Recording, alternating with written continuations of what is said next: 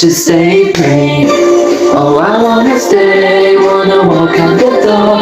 Oh no, right now, baby, I'm torn.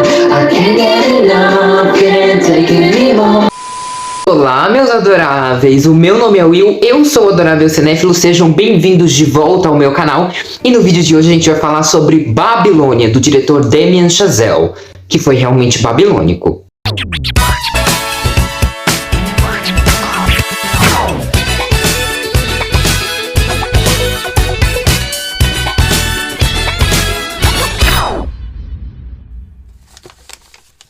Bom, Babilônia, né, que parecia o típico filme que vai engrandecer Hollywood, engrandecer o cinema, homenagear o cinema, assim como foi os Fabelmans neste mesmo mês, já chegou sobre muita polêmica porque os críticos assistiram antes e disseram que era uma grande bomba. Já sabia que vinha bomba pela frente. Oh meu Deus, uma bomba do diretor de La La Land, será possível? Bom, se La La Land não for considerada uma própria bomba, era uma coisa realmente muito inimaginável que o Damien Chazelle fosse fazer um filme ruim. Mas esse é o ponto, Babilônia é ruim?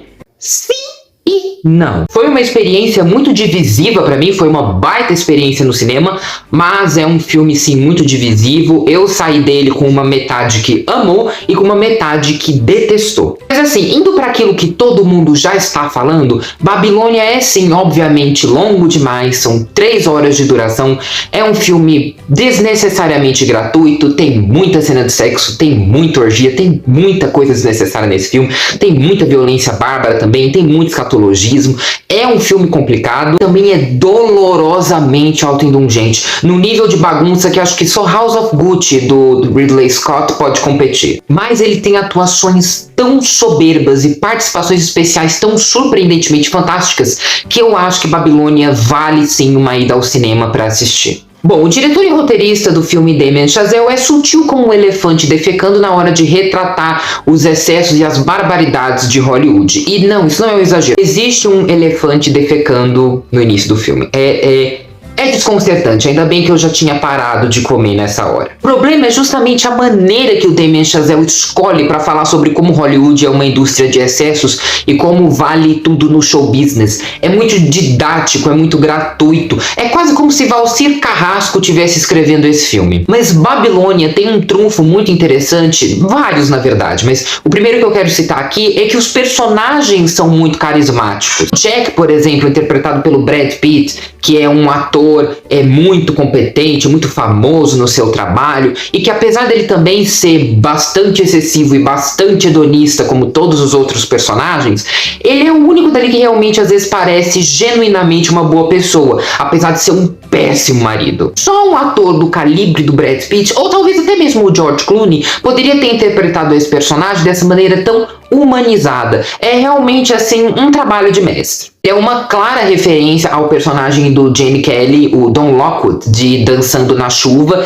e o filme está repleto de referências a essa era do cinema, assim como a própria Margot Robbie interpretando a Nellie LaRoy. Nellie LaRoy é basicamente um compilado de Linas Lamontes e Clara Bows do cinema. Ela é uma atriz linda, exuberante no cinema mudo, mas quando faz a transição para o cinema falado, ela não consegue desempenhar o seu papel tão bem assim, justamente pela sua falta de eloquência. Falta de educação também. A Margot Robbie sustenta o filme nessa personagem extremamente grosseira, extremamente mal educada, extremamente caipira. Ela é divertidíssima, ela carrega a alma do filme. Toda vez que ela entra em cena, você fica maravilhado. Tem cenas mais pra frente nessa crítica que eu vou detalhar, que eu acho que se não fosse o carisma da Margot Robbie, poderia ter partido pra uma coisa muito ruim.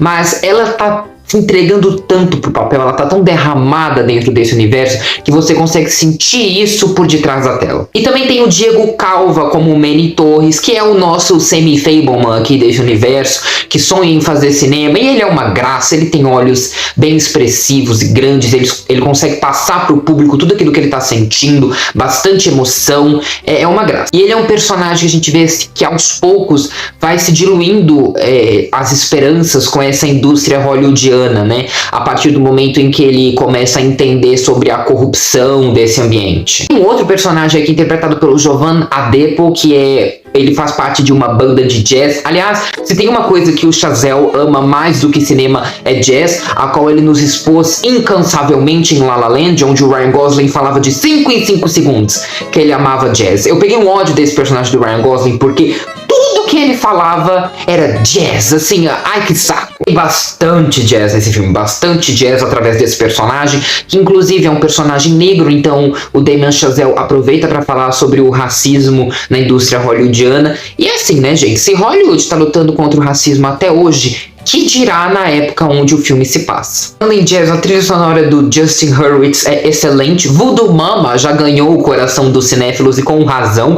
Foi um momento do filme em que eu evaporei de tanta emoção ouvindo aquela música. É simplesmente deslumbrante. A trilha sonora merece um Oscar. Apesar de todos os méritos técnicos do filme serem formidáveis, desde a trilha sonora até a cinematografia, fotografia, edição de som, mixagem de som, tudo no filme é maravilhoso. Ele tem algumas falhas que são grotescas, a começar pela duração de 3 horas. Por que tão longo? Porque o Chazelle faz cenas que durariam, sei lá, 2 minutos e meio, durarem 7 minutos em cena. Todas as cenas de Babilônia são extremamente extensas, tanto que chega uma hora que você se pergunta por que você ainda está assistindo elas. E foi uma experiência divisiva pra mim, principalmente porque os primeiros 15 minutos eu odiei, né? O filme começa numa festa de um determinado gigantão de Hollywood e é horrível porque parece um show da MC Pipoquinha que dura 15 minutos. É péssimo, assim, sexo a rodo, né? Escatologia a rodo, cocô, xixi na tela, um anão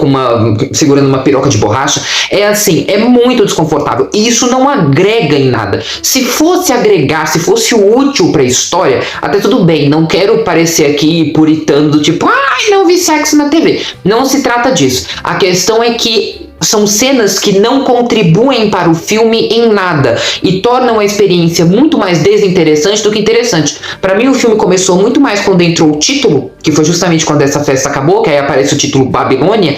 Aí o filme começou para mim, porque antes foi um amontoado de nada. Mas aí quando o filme mergulha no cinema, quando ele mergulha nos bastidores do cinema, é maravilhoso. Tem cenas que eu quero destacar aqui, a maioria delas envolvendo a Margot Robbie. A primeira é uma que ela tem que chorar na cena, né? Aí a diretora pede pra ela chorar várias e várias vezes, e em contraponto disso você vai vendo o Manny indo buscar uma câmera do outro lado da cidade, e é maravilhoso como ele destrincha pro público como o cinema funcionava nessa época, né? É simplesmente fantástico. Tem também uma cena que é da transição do cinema mudo pro cinema falado, que a Margot Robbie tem que fazer a primeira cena dela no cinema falado, que é uma cena onde ela tem que atingir uma determinada marca, soltar uma mala e falar olá faculdade. E essa cena foi maravilhosa. É a cena que eu mais amei do filme. É uma cena grande, ela deve durar em torno de quê? 10, 15 minutos? Por aí.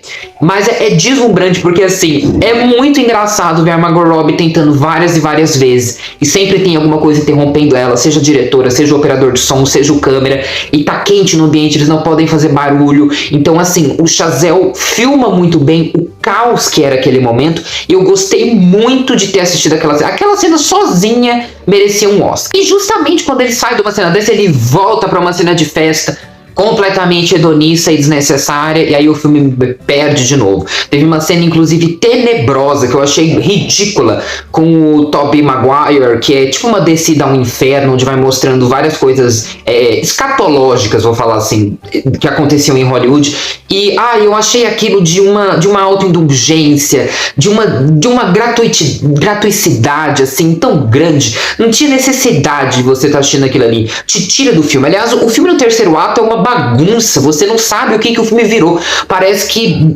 a gente estava assistindo um filme dos irmãos Coen ou do David O. Russell, e do nada vira um filme do Quentin Tarantino. É uma bagunça narrativa e uma bagunça tonal que está presente em Babilônia, que é muito complicado de você conseguir mergulhar nessa experiência por completo. Muita gente falou do final, que tem uma montagem sobre o cinema, é muito bonita, realmente emociona, mas eu também não senti aquele impacto de uau, this is cinema, né? Eu não senti isso. E eu acho que a impressão que eu tenho é que todo mundo meio que falou que o filme é uma carta de amor ao cinema e uma carta de ódio a Hollywood. Só que eu acho que o que permaneceu é muito mais uma carta de ódio a Hollywood. Você sai desse filme mais deprimido com Hollywood do que amando o cinema. Então é uma experiência assim muito divergente. Se o Chazelle tivesse muito e ao mesmo tempo pouco para falar. Então ele soa perdido nessa bagunça tonal que é Babilônia, né? Mas ainda assim é um filme que tem muitas partes boas, como eu mencionei, muitas cenas interessantíssimas